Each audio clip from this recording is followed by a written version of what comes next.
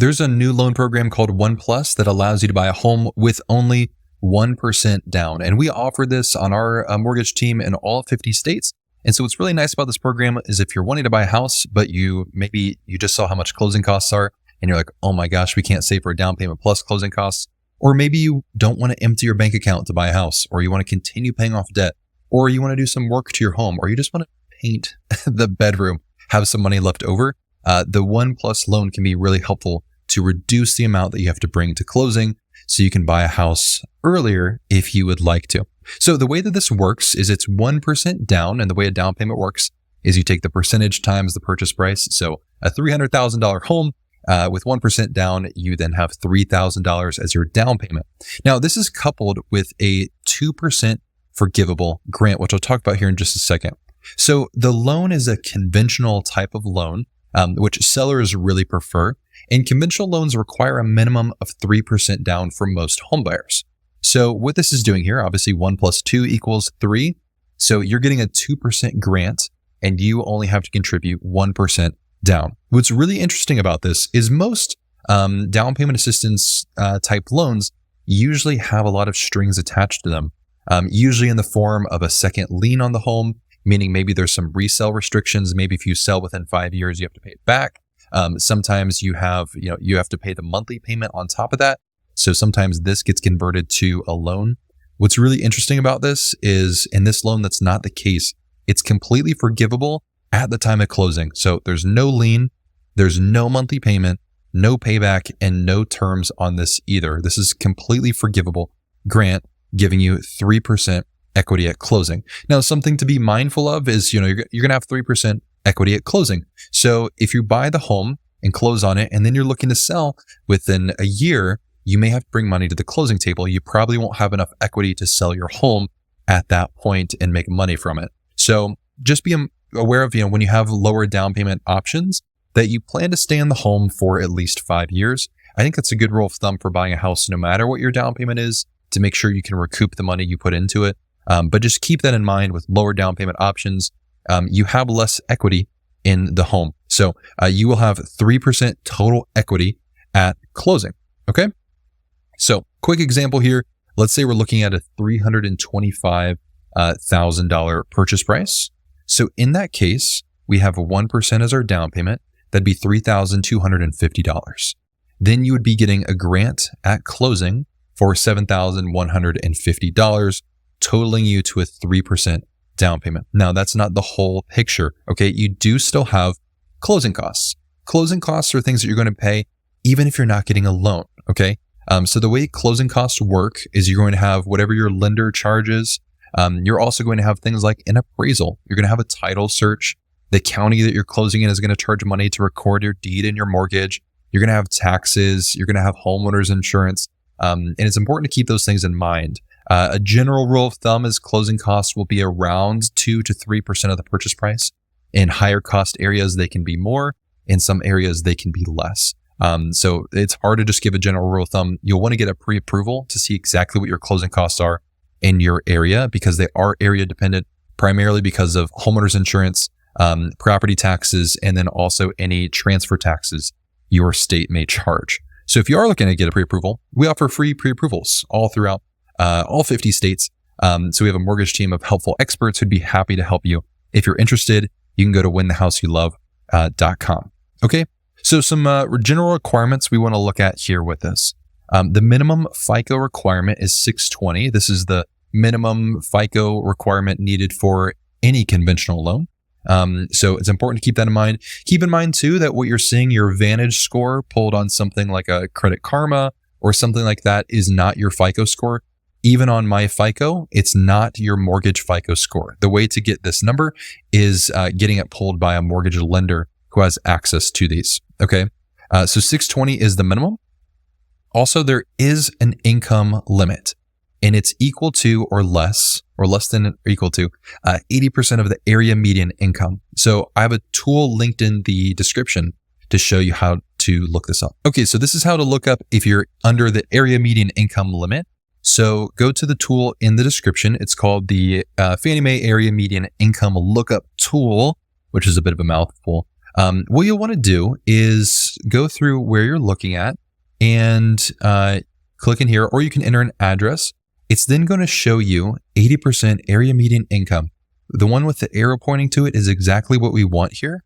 So I'll zoom in just a touch so we can see the website is a touch difficult to use. We can see in this area, it'd be $60,000. In other areas, let's say we're looking over here. That's lower. Let's see. Let me find another area. Let's say maybe I need to get out of the state. Let's say we're looking in Columbus, for instance. It's wow, 76. I wish that thing would go away. $76,000 for the area median, 80% of the area median income limit. So you need to be at that number or under it. Now, one interesting thing about this loan that we can do is we can actually exclude income if we need to make sure that you're under the area median income limit. So the way that this works is if you have variable income, so things like bonus income, overtime, shift differentials, we can actually exclude that from the mortgage application to get you beneath area median income. We can also exclude things like if you have pension income or Social Security. If you're not using that to qualify for the loan, we can remove that to get you under 80%. Now, you do still have to qualify with the income that we show on the loan. So if we remove, let's say bonus and overtime and commission income, but all that leaves you with is, let's say theoretically $20,000 a year, then you won't be able to purchase a home because you have to be able to qualify with that income. So we can help you with that if you're interested, but that is one nice little trick because sometimes people will have, maybe bonuses or overtime that will push them over the income limit. And if we can exclude that, if we don't need it for your debt to income ratio and the mortgage approval, we can exclude it.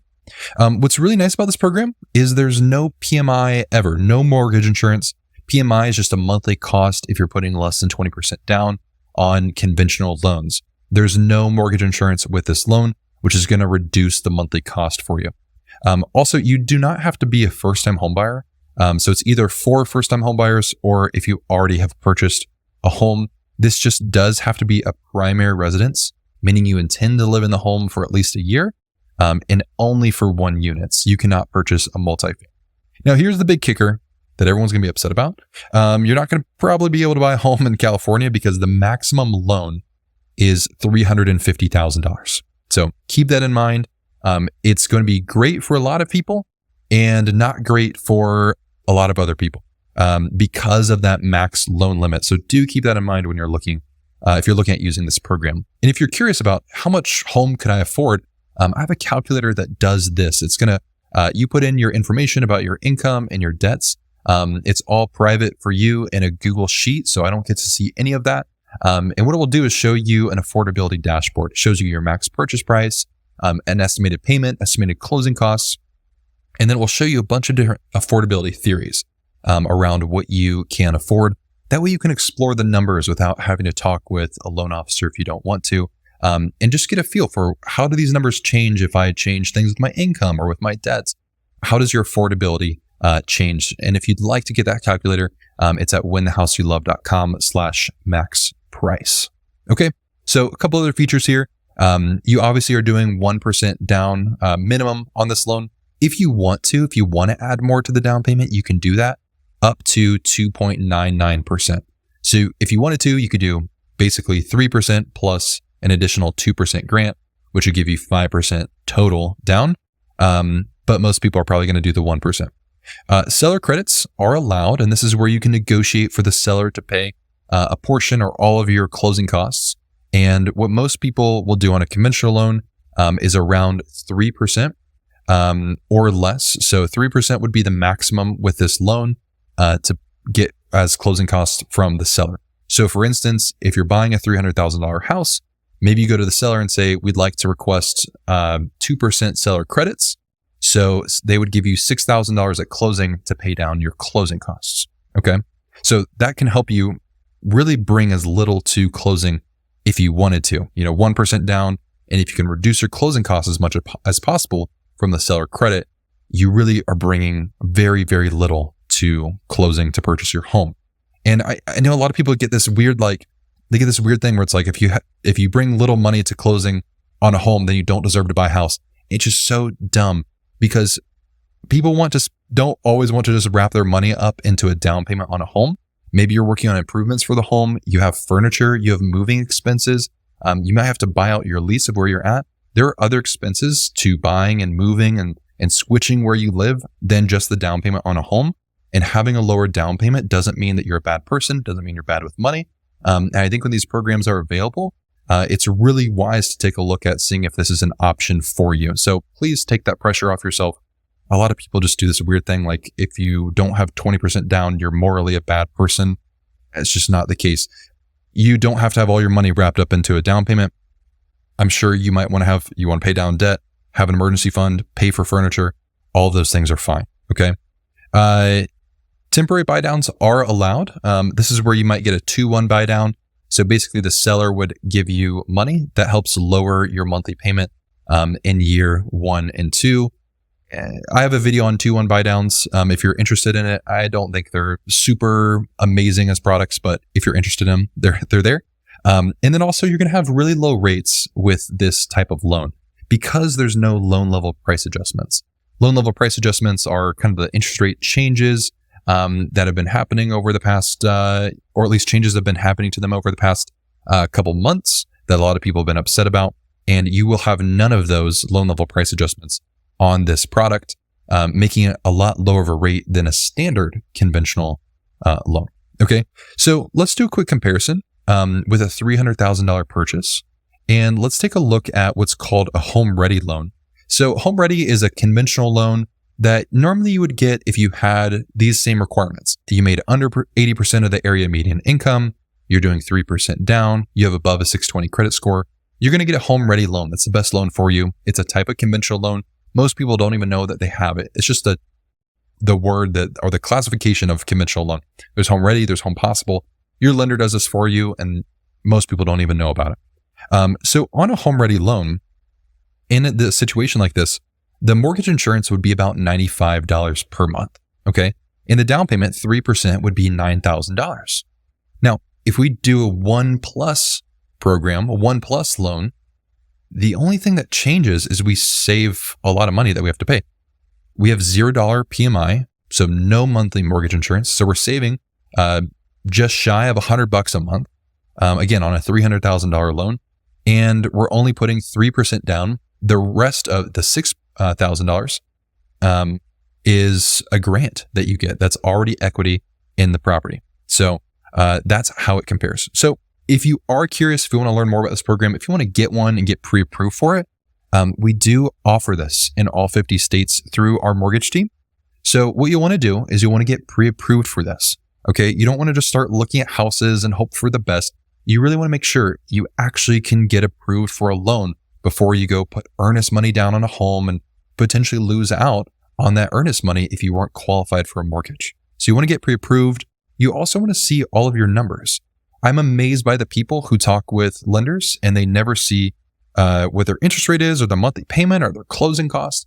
You should be getting a full breakdown of your interest rate, your monthly payment. That should include estimated taxes, homeowners insurance, HOA, if that's an area that you're looking in. The closing costs should not just be your down payment. You should be able to see a full estimate of third-party fees, even that your lender doesn't charge, because you want to see a full picture of what you're getting yourself into. And then after that, you can talk with a real estate agent and start shopping for homes. When you find one you like, you can write an offer. And then if the seller accepts it, you can close on that home. Okay. And you can get pre-approved at winthehouseyoulove.com. It's free. We would be happy to help. And so this loan is based on a conventional type of loan. There are so many other requirements that go with conventional loans. So if you want to learn more about that, I have an in-depth video right here on conventional loan requirements.